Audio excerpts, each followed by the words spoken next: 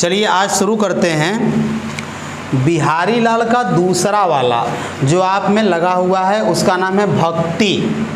कल हम लोगों ने जो पढ़ा था वो क्या था? नीति। उसमें नीति की बातें थी और नीति का मतलब हम समझाए थे कि नयति इति नीति ही। नयति अर्थात जो ले जाता है, अर्थात आपको जो जीवन में ऊंचा आगे लेके जाए वो क्या कहलाता है? नीति।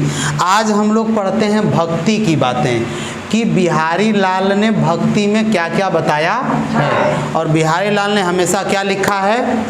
दोहा लिखा है, ठीक है। और बिहारी की रचना है बिहारी सतसई, जिसमें 719 दोहे माने जाते हैं। अब हम लोग चलते हैं भक्ति पर और इसका अर्थ देखते हैं, ठीक है ना। और जीवन परिचय थोड़ा सा कल हम बताए थे। चलिए शुरू करते हैं। देखिए भक्ति माने होता है भजन करना, ठीक है, प्रार्थना करना, उपासना करना, ठीक है ना। चलिए शुरू करते हैं। मेरी भव बाधा हरो राधा नागरी सोई, जातन की झाई पर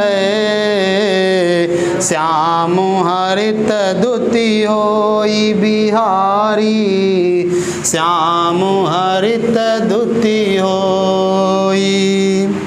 देखिए क्या गजब की बात कहते हैं। बिहारी लाल ने भगवान श्री कृष्ण और राधा दोनों की वंदना की है।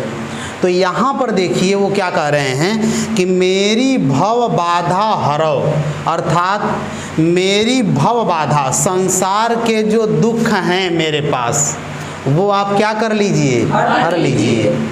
और कौन? राधा नागरी सोई। हे राधा नागरी आप वही हो, आप ही मेरे इस संसार के दुखों को क्या कर लो? हर लो, दूर कर दो। राधा नागरी माने होता है चतुर। ऐ चतुर राधा, तुम मेरे इस संसार के दुखों को क्या कर लो? हर लो। क्यों हर लो भाई? क्या आपके अंदर वो क्षमता है कि नहीं?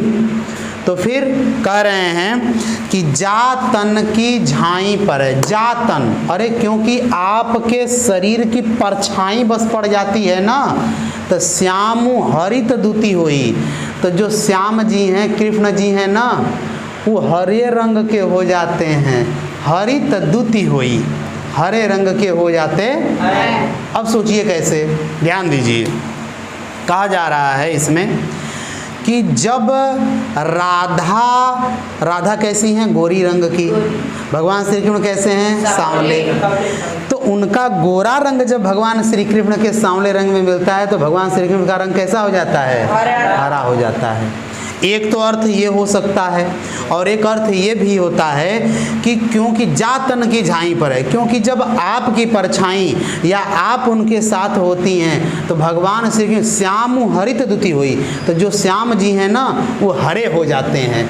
कभी कभी कहते हैं गांव में कि अरे बड़ा हरियर मिजाज हो गल भैया, अर्थात खुश हो जाते हैं। तो जब भगवान श्री कृष्ण आपके संग होने पर, आपके साथ होने पर खुश हो जाते हैं, तो जब आपकी कृपा हमारे ऊपर हो जाएगी तो हम लोगों का भी दुख क्या हो जाएगा?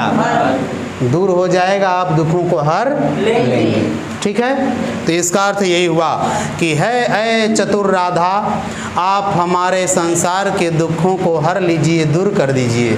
क्योंकि आपकी परछाई मात्र पड़ जाने पर भगवान श्री कृष्ण जो सांवले रंग के हैं वो हरे रंग के हो जाते हैं, अर्थात वो बड़े प्रसन्न हो जाते हैं। इसलिए आप मेरे ऊपर कृपा करेंगी तो मैं भी प्रसन्न हो जाऊं।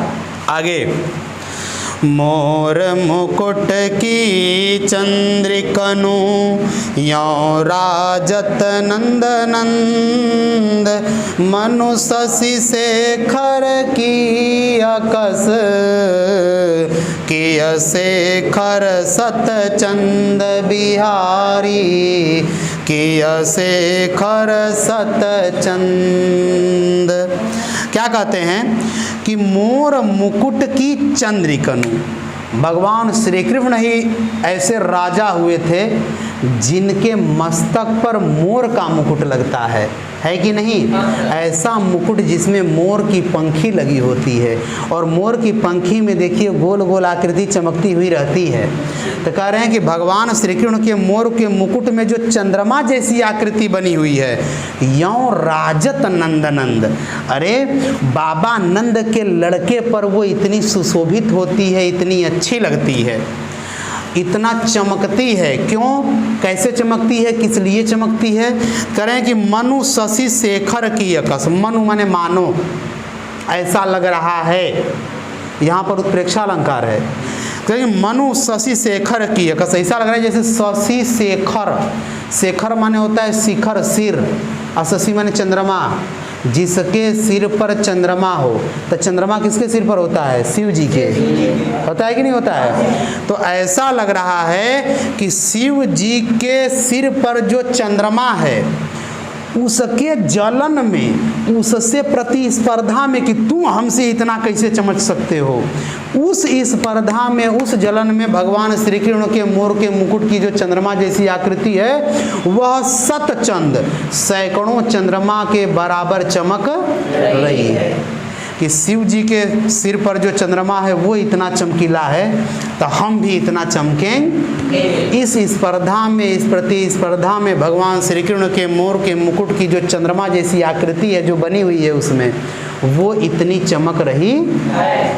ठीक है, अब देखिए आगे, इसका अर्थ पूरा हुआ कि भगवान श्री कृष्ण के सिर पर जो मुकुट लगा हुआ है और उसमें जो मोर की पंखी है, उसमें जो चांदनी जैसी, चाँद जैसी जो आकृति बनी हुई है, वो इतनी चमक रही है जैसे कि शिव जी के सिर पर जो चंद्रमा होता है, उसके प्रतिस्पर्धा में, कंपटीशन में भगवान श्री कृष्ण के मोर पंख जो पहने हुए हैं, उनके ऊपर की जो आकृति है वो इतनी चमक रही है कि हमसे ज़्यादा तुम कैसे चमक सकते हो।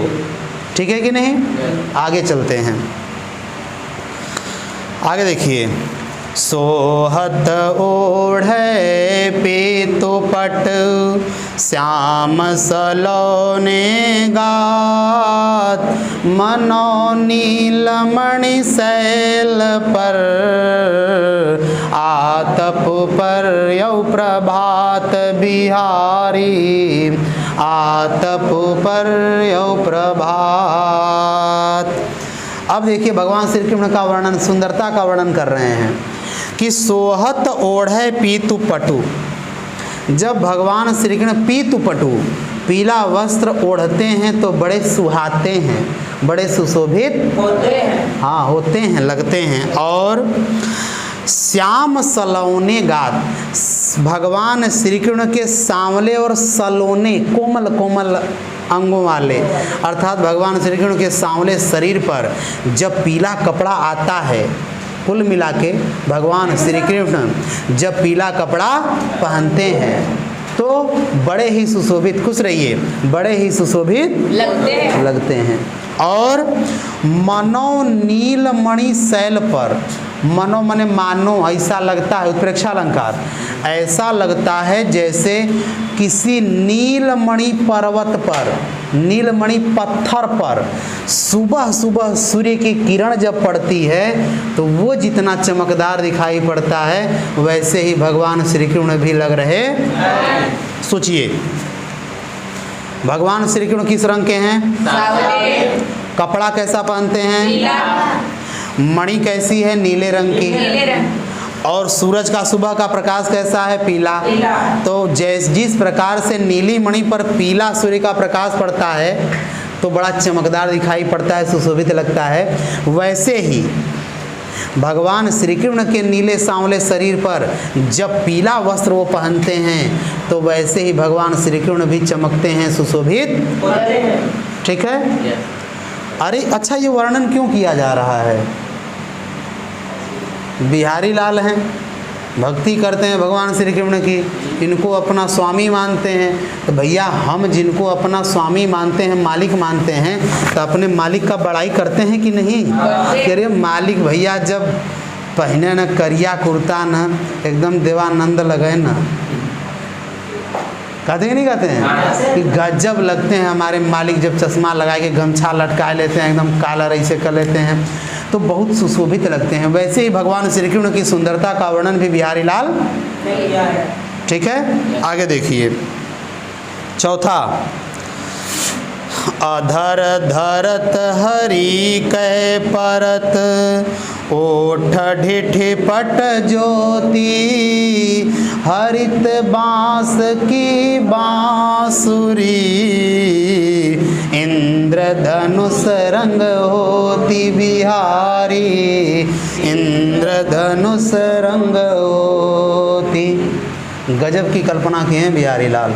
क्या कर रहे हैं कि अधर धरत हरिकय परत, जब भगवान श्री कृष्ण अपने अधर पर, होंठों पर बांसुरी को रखते हैं तो ओठ ढीठी पट ज्योति, तो ओठ का रंग लाल, ढीठी माने होता है आँख, और आँख का ये सफ़ेद वाला रोशनी, और पट कपड़े का पीला रोशनी, कपड़े का पीला प्रकाश, ये तीनों मिल करके हरित बांस की बांसुरी, हरे रंग की बांसुरी जो है, हरियर बांस की जो बांसुरी है वो इंद्रधनुष रंग होती, इंद्र के धनुष के रंग की होती है। कौन सा रंग? एक तो पहली बात, भगवान श्री कृष्ण सांवले रंग के हैं, पहला रंग जोड़िए, भगवान श्री कृष्ण सांवले रंग के हो गए।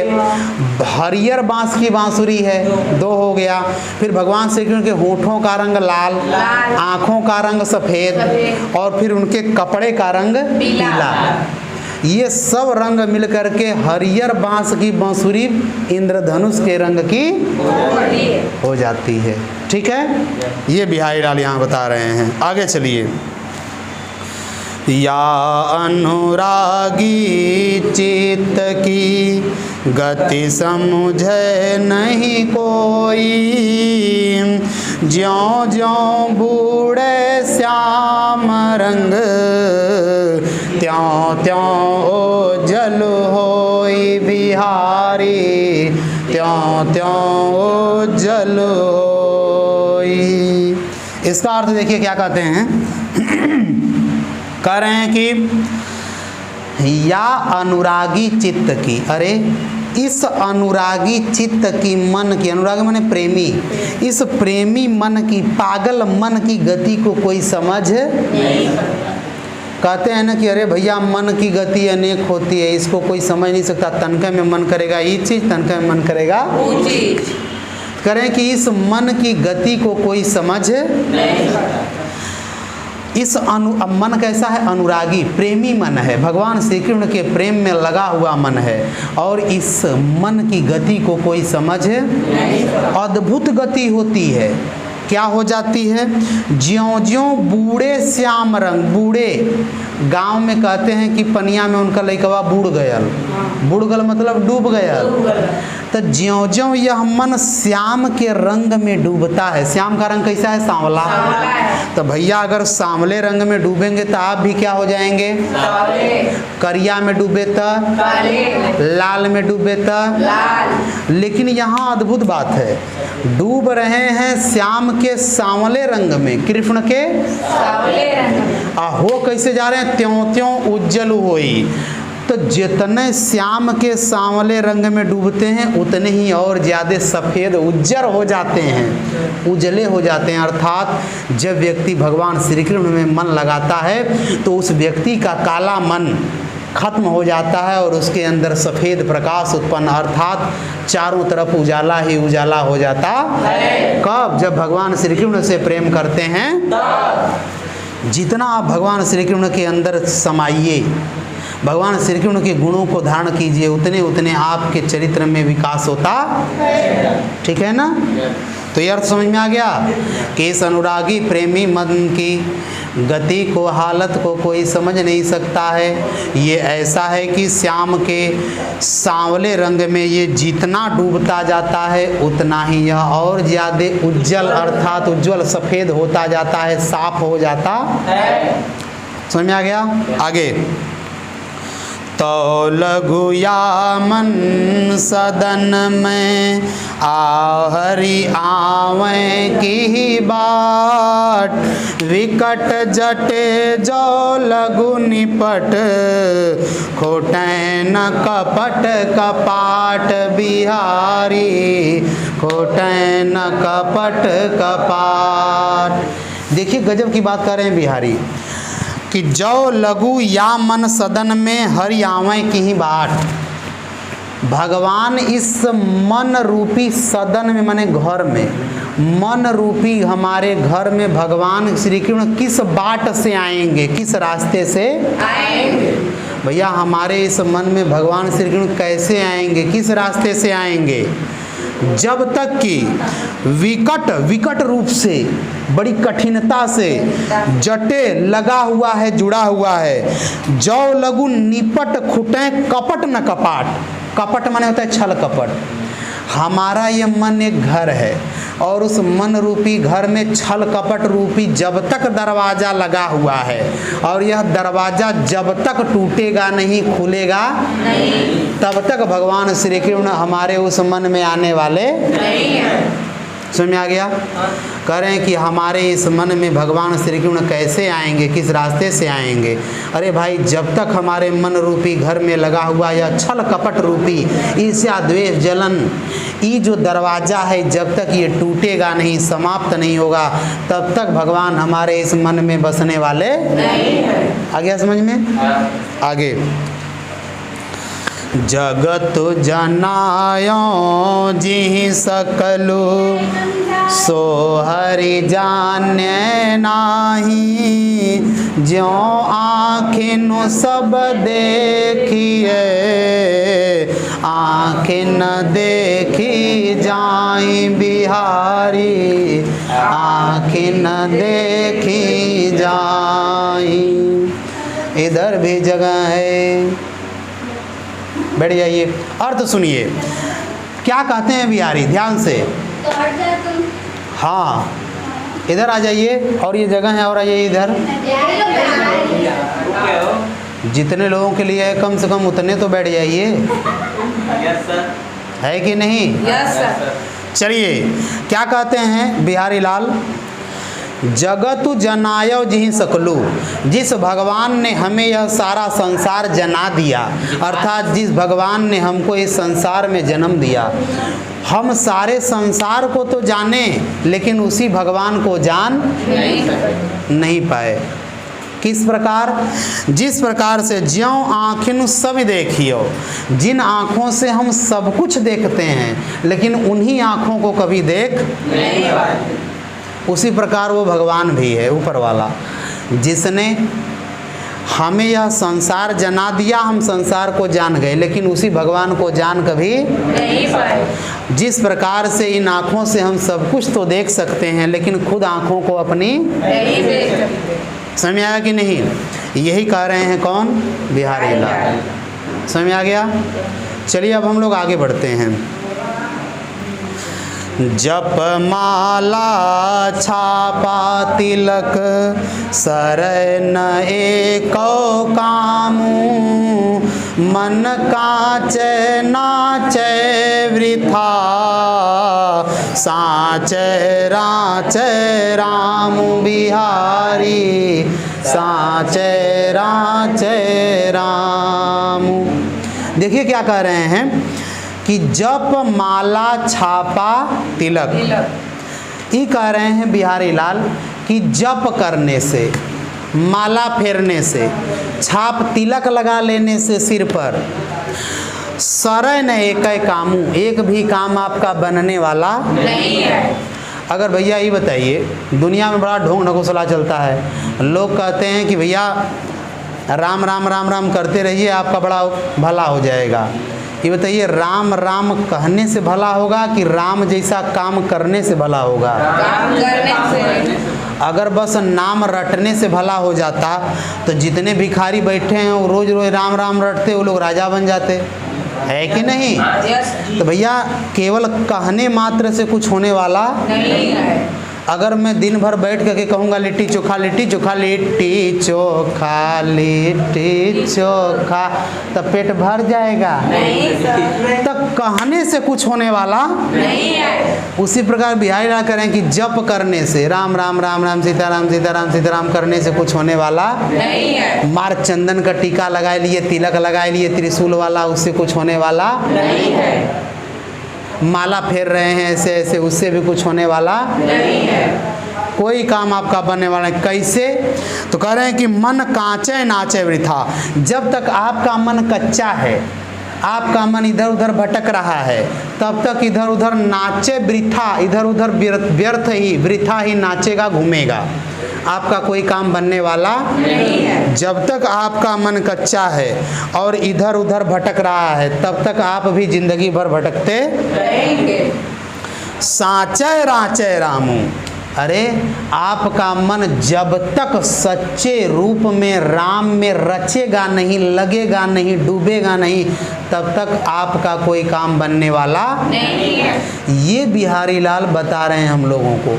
क्योंकि आजकल के लोग साधु कम स्वादु ज़्यादा हैं, स्वाद पर ध्यान देते हैं। आजकल के साधुओं को देखिए, मांस खाएंगे, शराब पिएंगे, भांग पिएंगे, गांजा पिएंगे, अपनी जीभ के स्वाद में, इसीलिए साधु नहीं स्वादु हैं, ढोंगी हैं। और इन्हीं साधुओं को कह रहे हैं कौन? बिहारी लाल। कह रहे हैं कि देखो ये सब करने से कोई फायदा होने वाला नहीं है। जब तक कि आपका मन सच्चे रूप में भगवान श्री कृष्ण में लगेगा, नहीं। तब तक आपका कुछ होने वाला नहीं है। ठीक है। आपका यह पाठ क्या हो गया? समाप्त।